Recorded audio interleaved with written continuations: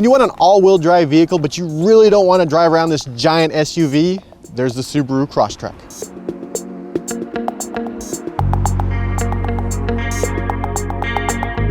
The automaker, known for all-wheel drive wagons, as well as hatchbacks, got into the crossover segment a few years ago, and who can blame them?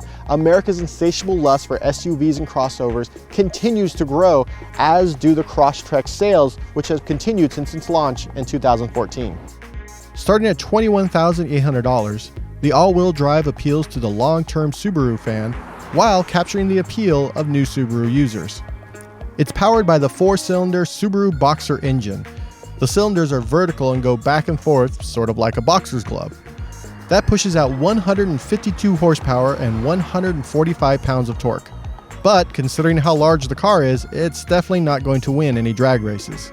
But it's not what the Crosstrek was made for. With its all-wheel drive system and 8.7 inches of clearance, it's the car that gets you to work, to the store, or to the local ski resort, while your neighbors are still shoveling their driveway or putting on chains.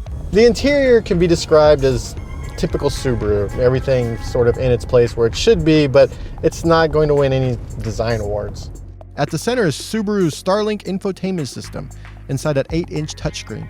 It actually looks better designed than the rest of the interior and most other infotainment systems, but that's not really saying much. Starlink isn't what you would call snappy, but for the most part, when you tap icons, things happened. I did have an issue with swiping left and right. Either it disregarded my touch completely, or it acted very slowly. Now, it does support Android Auto and CarPlay, so you're good to go bringing your phone with you. And what's actually really nice is the third screen that's above the Starlink infotainment system that shares a ton of information.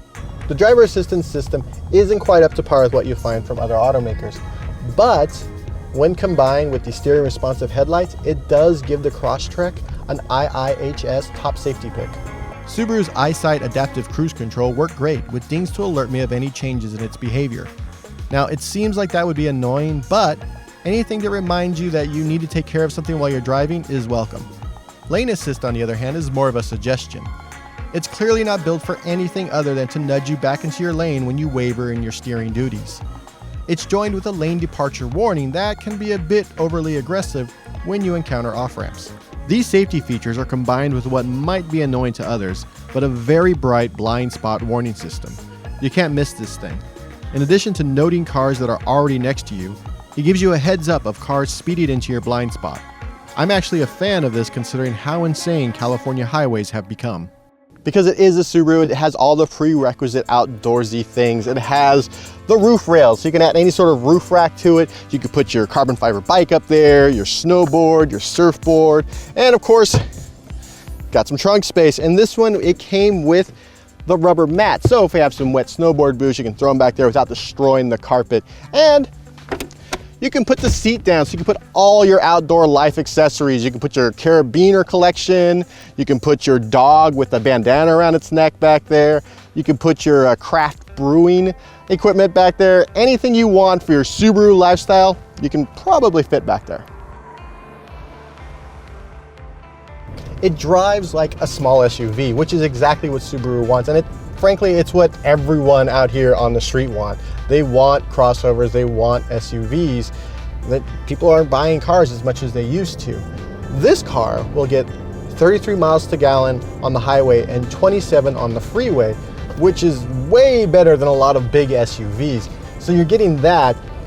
It's only a scooch cheaper than the Forester though, about $1,000 cheaper. Also, the Forester has about 20 more cubic feet of storage in it.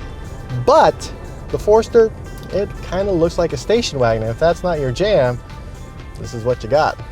The 2018 Subaru Crosstrek is just enough of an SUV, just enough of a car, and has just enough tech for your new, exciting, outdoorsy lifestyle.